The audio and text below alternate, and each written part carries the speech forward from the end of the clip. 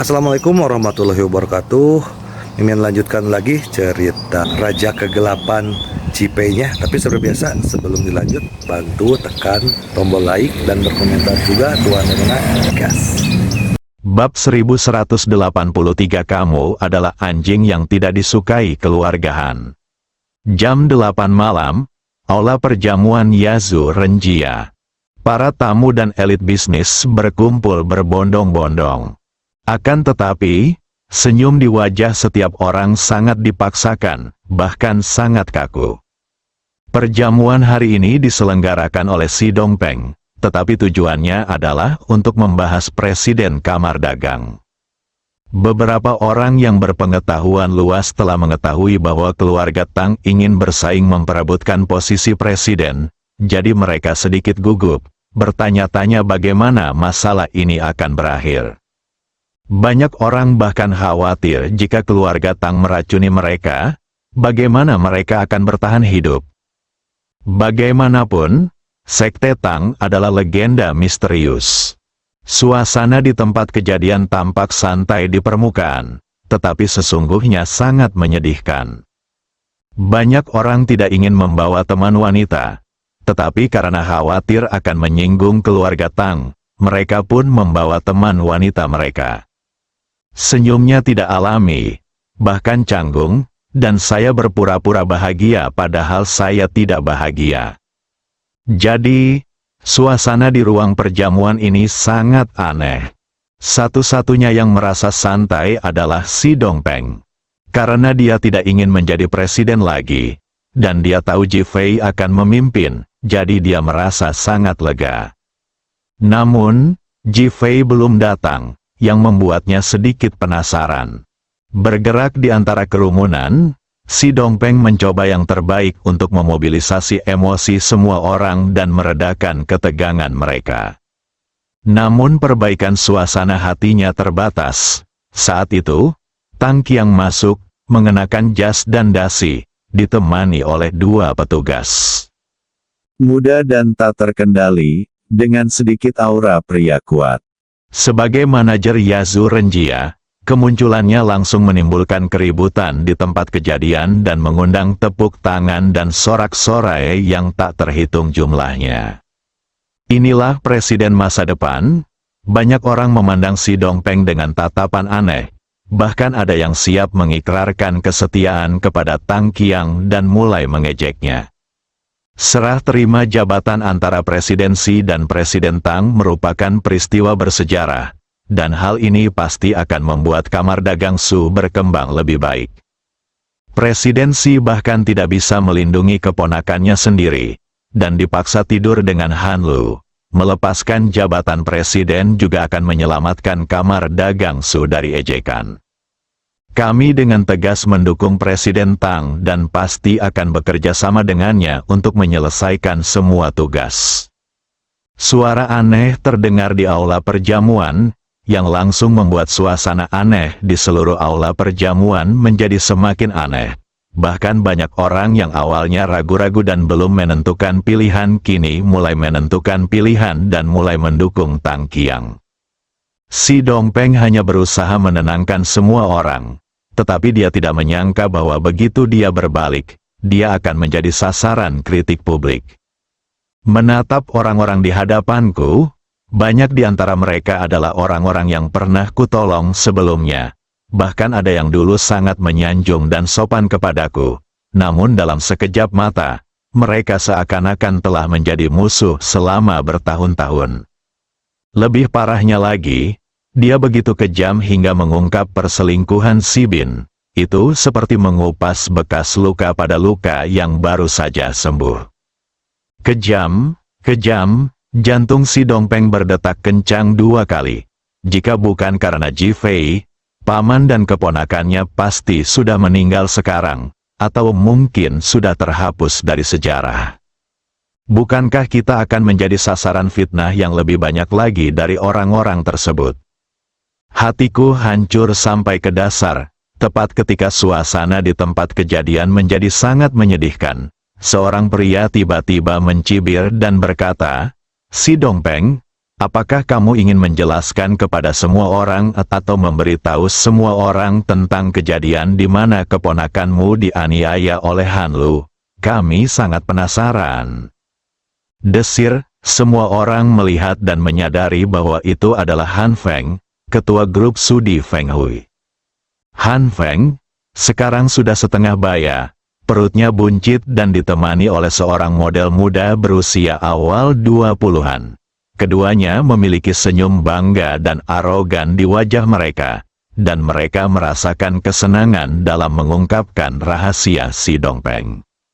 Semua orang memilih untuk tetap diam, tetapi dalam hati mereka menantikan pertunjukan yang bagus.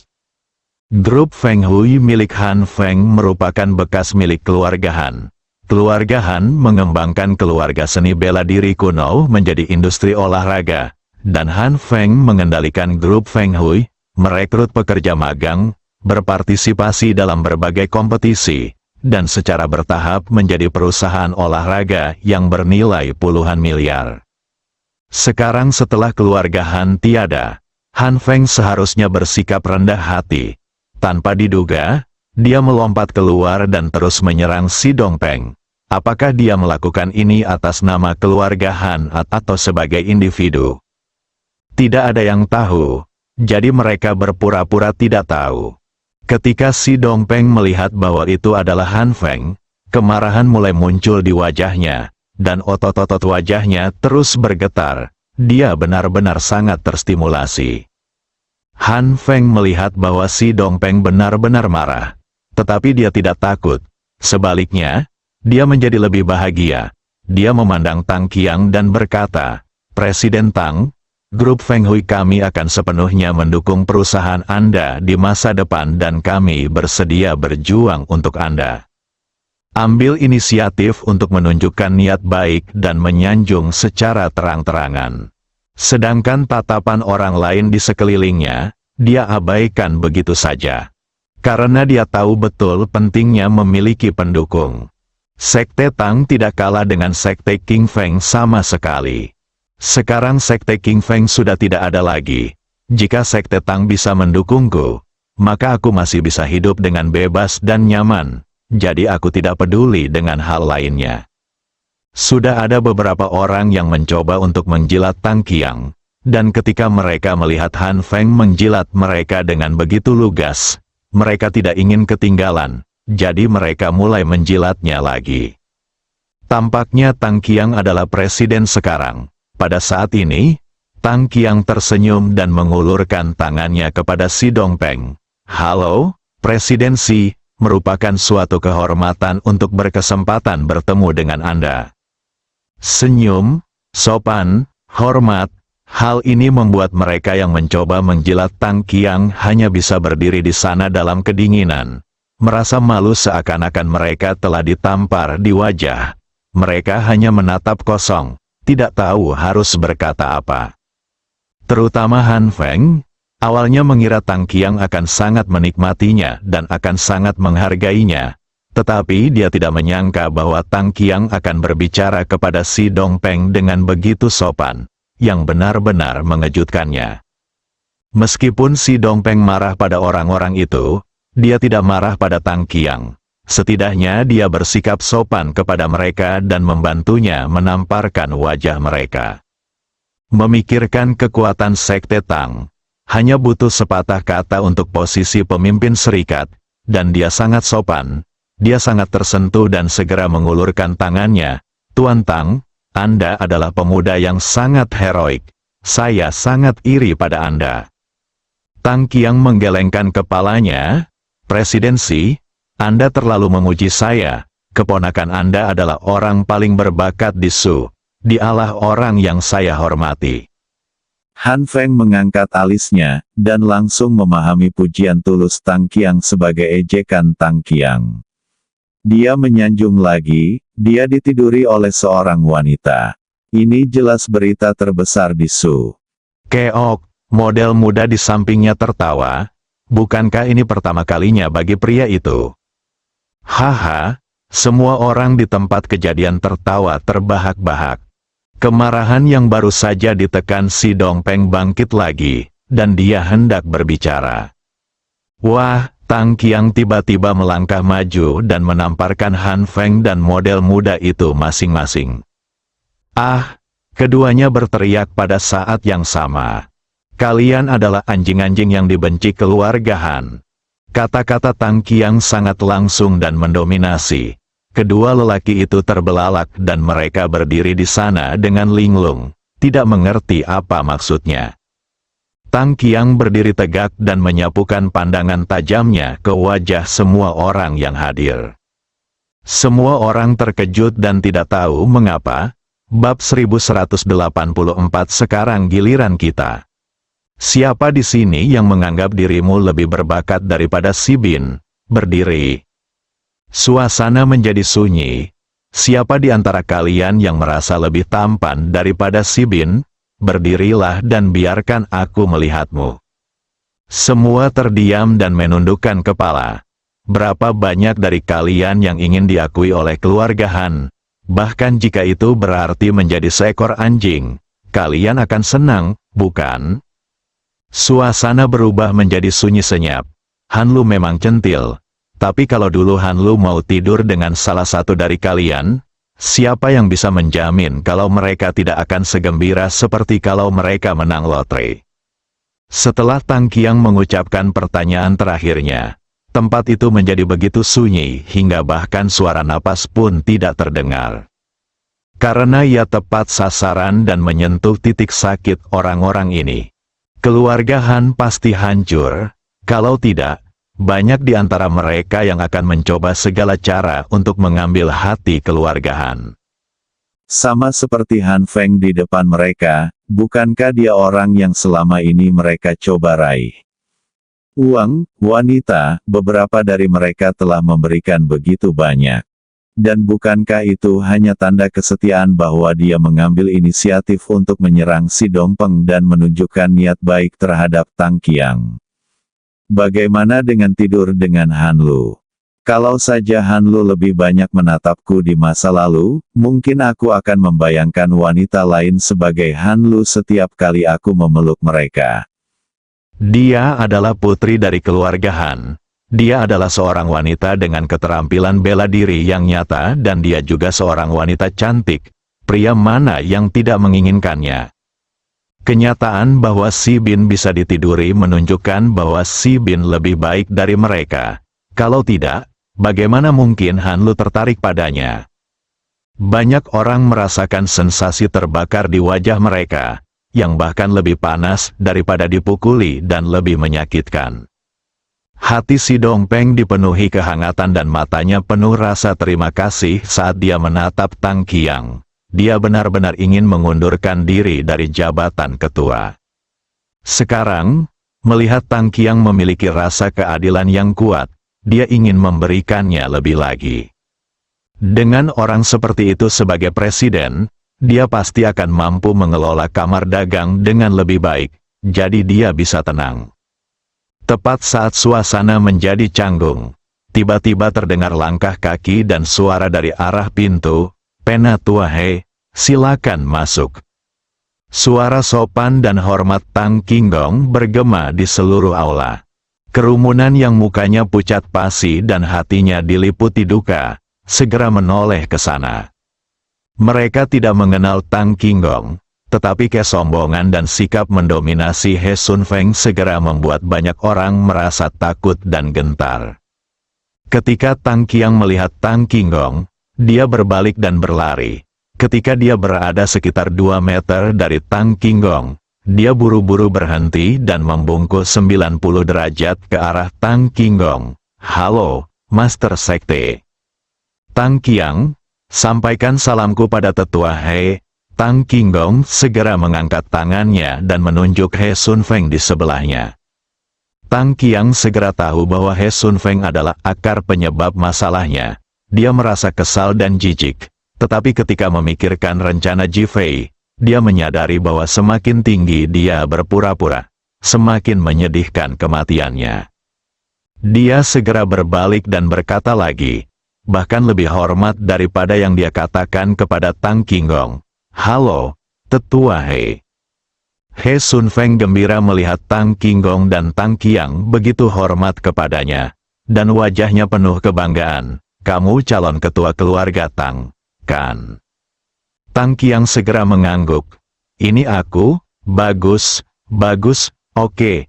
Aku sudah memutuskan, kaulah presidennya. He Sun Feng mengumumkannya di tempat. Semua orang di tempat kejadian terkejut. Sombong sekali, Han Feng bereaksi paling cepat dan langsung berbicara. Saya, Han Feng, ketua grup Feng Hui, adalah orang pertama yang mendukung Tang Qiang sebagai ketua dan mendukung keputusan Penatua He. Tatapan yang diberikannya pada He Sun Feng penuh dengan sanjungan dan sanjungan. Saat He Sun Feng mendengar bahwa nama keluarga Han Feng adalah Han, jantungnya berdebar kencang dan ia teringat pada keluarga Han Le Hui. Han Feng melihat He Sun Feng menatapnya, dan tiba-tiba melangkah maju 2 langkah, lalu berlutut di depan He Sun Feng sambil berkata, Penatua He, aku, Han Feng, bersedia memberikan semua uang grup Feng Hui kepada keluarga Tang. Bisakah kau membiarkan keluarga Tang membantu pemimpin klan Han kita untuk membalas dendam atas kematiannya? Ketika He Sun Feng mendengar bahwa itu benar-benar anggota keluarga Han, otot-otot di wajahnya berkedut 2 kali dan dia merasa sangat rumit. Dikatakan bahwa ketika Anda mengambil uang dari orang lain, Anda dapat membantu mereka terhindar dari bencana. Dia mengambil uang keluarga Han, tetapi tidak membantu keluarga Han, dan bahkan menyaksikan keluarga Han jatuh. Ini tamparan yang kejam di wajah. Sekarang Han Feng memohon padanya secara langsung dan ingin memberikan uang itu kepada klan Tang. Bukankah akan lebih memalukan jika dia tidak setuju? He Sun Feng memandang Tang Qinggong. Apa pendapat Master Sekte Tang tentang ini? Tang Qinggong tersenyum dan menoleh ke belakang. Aku ingin tahu apa yang dimaksud oleh Tetua He. Tolong jelaskan dengan jelas. Pura-pura tidak tahu, ini membuat He Sun Feng merasa sedikit tertekan. Namun, dia tetap menarik napas dalam-dalam dan menahan amarahnya. Sekarang keluarga Han bersedia menyumbangkan uang kepada keluarga Tang dan meminta keluarga Tang untuk membantu membalas dendam. Apa maksud dari Master Sekte Tang? Tang Qinggong bahkan tidak melihat ke arah Han Feng, tetapi masih menatap He Sun Feng dengan sopan. Kami dari keluarga Tang mematuhi perintah Tetua He. He Sun Feng merasa lebih jijik daripada jika dia memakan lalat. Dia awalnya mengira Tang Qinggong akan menyetujui tawaran itu setelah mendengar godaan uang, atau akan sangat senang membantu. Tanpa diduga, Tang Qinggong malah menatapnya, memintanya untuk membuat keputusan. Ini memikirkan bagaimana dia berbohong kepada Ji Fei hari itu dan mengatakan dia akan memburu keluarga Han sehingga dia bisa melarikan diri. Jika dia mengatakan secara langsung bahwa dia ingin membunuh Ji Fei, itu akan menjadi tamparan di wajahnya lagi. Apa yang Anda andalkan untuk membunuh? Wajah penuh rasa malu. Tang Qinggong terus tertawa dan berkata, kita adalah klan Tang, kita tidak akan kekurangan uang dari grup Feng Hui. Jika ini tersebar, orang-orang akan menertawakan kita, kan? Lagi pula, jika orang-orang tahu di masa depan bahwa kami, Sekte Tang, membantu membunuh orang demi uang, bagaimana mereka akan memandang kami, dan mereka akan menganggap kami sebagai siapa? Kami di Sekte Tang mengikuti perintahmu. Tetua He, kau adalah pemimpin sejati kami. Jika kami mendengarkan orang lain, kau akan kehilangan muka. Kata-kata Tang Qinggong selanjutnya membuat He Sun Feng semakin terdiam, dan dia bahkan tidak tahu harus berkata apa. Ini benar-benar menghargai diri sendiri. Jika Anda tidak memberi orang lain kesempatan untuk menunjukkan bakatnya, maka Anda salah. He Sun Feng mengira bahwa tujuan membiarkan keluarga Tang bersaing untuk mendapatkan jabatan ketua adalah untuk menimbulkan konflik dengan Ji Fei, dan sekarang dia hanya mengeluarkan perintah. Lagi pula, Tang Qinggong sudah memberiku cukup muka. Jika aku tidak menerimanya, aku akan kehilangan muka. Setelah memikirkannya, dia segera menegakkan punggungnya dan menatap Han Feng di depannya. Aku akan membuat keputusan tentang masalah ini. Biarkan Sekte Tang membantu keluarga Han Mo membalas dendam. Wui, Han Feng sangat tersentuh hingga dia menangis dan berlutut di depan He Sun Feng. Terima kasih, Tetua He. Terima kasih, Tetua He. Rasa terima kasih yang tulus membuat He Sun Feng merasa seperti seorang penyelamat, dan dia berperilaku lebih bangga. Penatua He ingin kita membunuh Ji Fei, kan? Sekarang Tang Qinggong tidak bisa lagi berpura-pura tidak mengenal Ji Fei. Ya, kaulah yang bertanggung jawab atas pembunuhan Ji Fei. He Sun Feng sengaja meninggikan suaranya, dengan ekspresi bangga di wajahnya. Tang Qinggong segera menegakkan punggungnya, menatap orang-orang di aula, dan berkata dengan keras, Sekte Tang akan mengikuti pengaturan Tetua He Sun Feng dan berusaha sekuat tenaga untuk membunuh Ji Fei. Ikuti instruksi Tetua He Sun Feng dan lakukan segala cara untuk membunuh Ji Fei. Tang Qiang berteriak keras. Keluarga Tang di ruang perjamuan langsung berteriak. Wajah He Sun Feng dipenuhi dengan kebanggaan dan dia merasa sangat bangga. Dia penuh harapan terhadap keluarga Tang, terutama racun dan senjata tersembunyi milik keluarga Tang. Ji Fei melihatnya dengan jelas dari kamera pengawas di ruangan itu. Si Bin, ayo, giliran kita, bersambung.